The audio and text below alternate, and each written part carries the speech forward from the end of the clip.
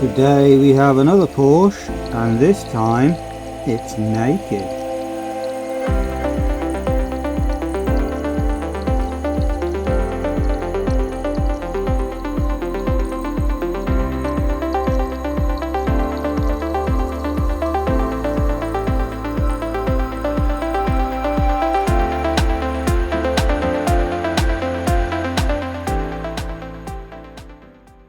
So this arrived in the post today. I believe, well, I've been told it's from Porsche 944. I've no idea why it's not in a case. I guess somebody has already been in to have a look at it and decided we're going to send it off, so they didn't bother putting it back into the case and so on. But that's not a problem. I'd had to have opened it up anyway. But I've been told this thing plays up when you wiggle the connectors. So to me, that sounds like this is going to have some cracked solder joint somewhere. You just angle him up a little bit there. So to get into this, we are going to need to split these standoffs on either side of this ribbon cable. They can be a little bit stiff, and you'll sometimes find when you're pulling on, you are doing a lot of flexing. So a simple way to get into them is if you poke into here and you twist, you can sort of open up these leaves on what would be the socket part that clips into a ball joint. That way then it makes it a little bit more sympathetic when you're pulling this thing apart, that you're not going to be stressing things too much. And there's our first look inside. So I don't smell or see anything burnt. And yeah, they are quite colourful, pretty ECUs. I don't know how similar this is to the last one I did, which was some sort of a 911. It looks very similar, but then again, you know, a lot of this generation kind of would. So we have our memory chip up the back. I did see one of these resistors is kind of bent over a bit. I'll nudge him back over, as we don't want these two things touching, whatever they're doing. But overall, it doesn't look too bad, but I'm going to give it a bit of a clean up anyway, just so we get a better look at things. There's a look at the bottom side. It's not bad. It does look a little bit grubby. A lot of that stuff there is kind of flux residues, and there might have been some slight traces of damp there and that white chalkiness. Nothing major. I don't see anything orange or brown that looks like there's been rust or corrosion. Well, I do see stuff brown, but that's flux we can see hanging around those ribbon cable connections. So yeah, bit of a clean up first off, and then we'll get a better look and see what's going on. So the cleaning is going to be a mix. We're going to go with alcohol, and for some of the trickier areas with flux, I'm going to try a bit of acetone as well. Acetone is something you probably don't want to use too often, as it doesn't get on well with a lot of plastics. So it's one of the things is try and sort of limit your use on that and sort of target it if needed, or to be honest, maybe just stick with the alcohol, as that's always going to be safer.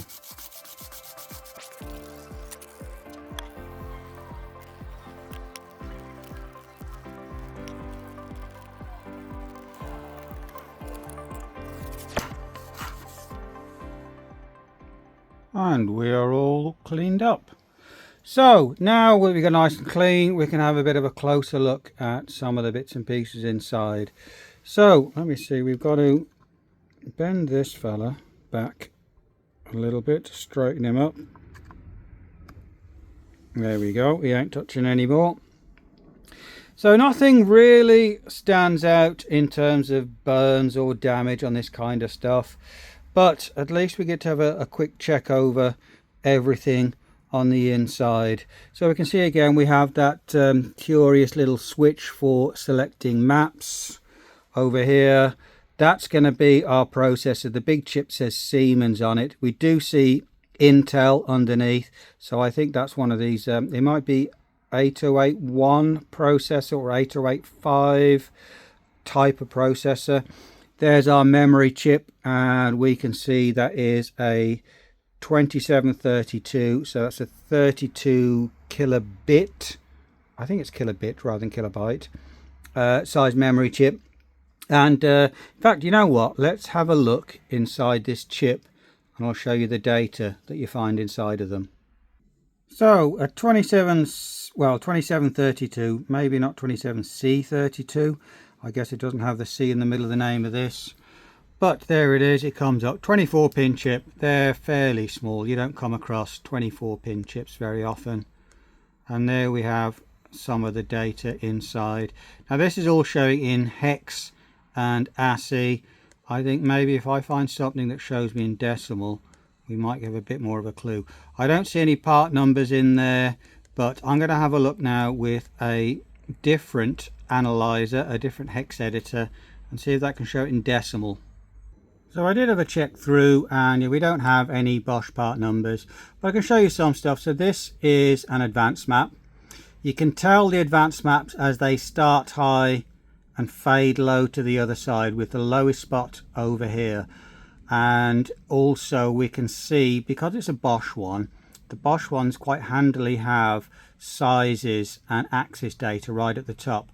So our axis data, we have it here. So 55 is giving, I suppose it's telling it what it's measuring, and then 12 is the size, and then the next few bits and pieces here are the data. Well, I suppose it's the spacing between them. So we have 4, 4, 8, 8, 4, 12, 4, 16, 24, 24, 32, 100. And that, I suppose, it sets the axis data. It's called a stack, and you can sort of calculate what it is. Then afterwards, our next axis, 73 byte, is the descriptor for it, 12 in length, and then there's our data over the top, which gives kind of like the step size between them, up to 151. And then we have underneath our 12 by 12 ignition advanced map. So because I can see that goes to about 25 there and 72 down the bottom, there's going to be some sort of offsets on these, as usually your ignition advance up in this corner is very close to 0, maybe even sort of negative a couple of degrees, and then your peak is often around here. So this would be high RPM, high load in this area. This over here would be idle.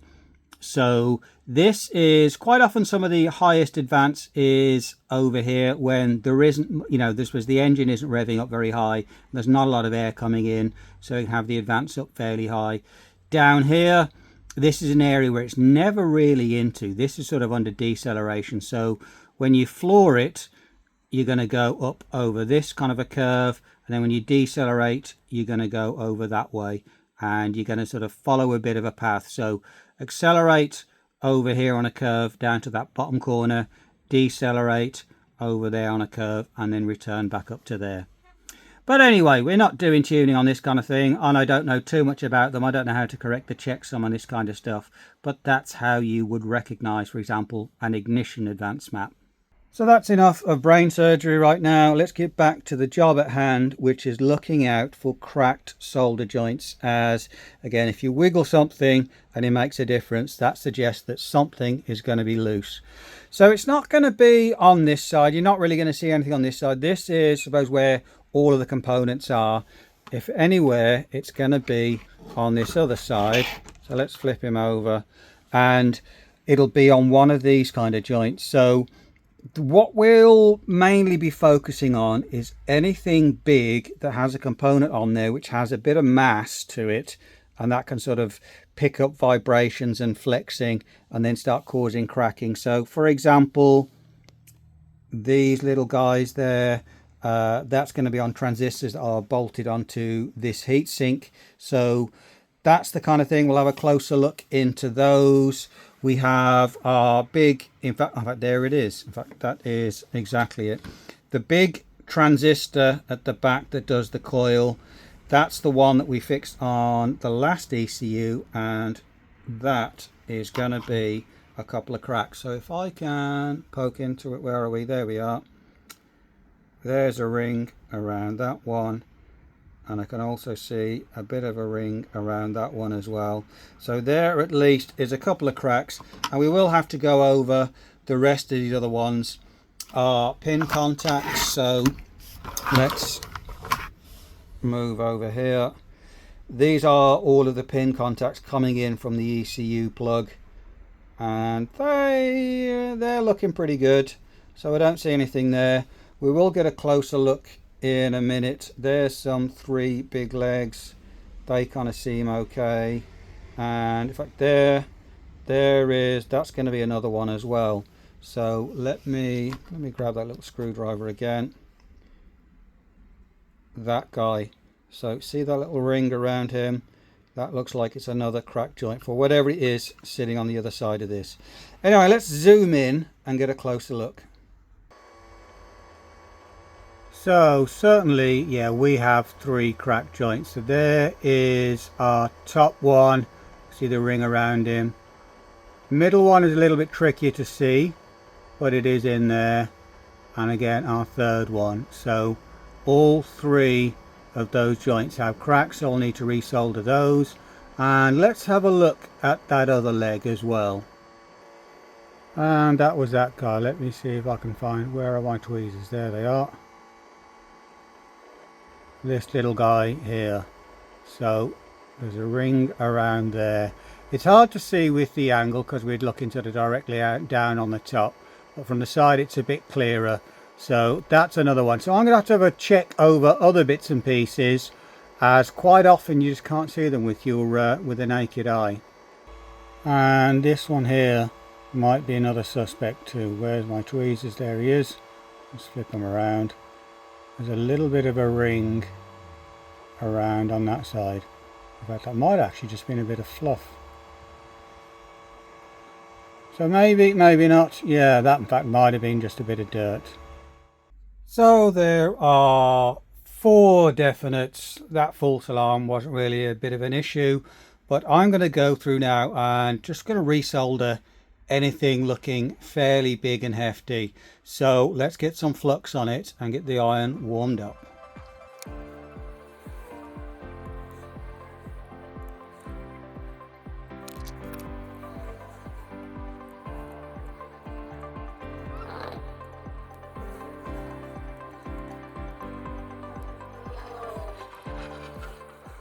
And there we go now, nice and shiny. So that is those joints sorted out. And there's going to be a few other ones sitting out there, nice and shiny. Let me see if we can get a bit of light on some of this stuff. But some of these other ones there, I've gone through some of these ribbon cables. Anything else big as well that I could see, I've gone through and done those. I have done all those connector pins as well, but again, I didn't see anything wrong with those, and I don't think they had any issues. But that is it. So we have that soldered back and it's ready to go back to the customer. Thanks for watching, and I'll see you on the next one.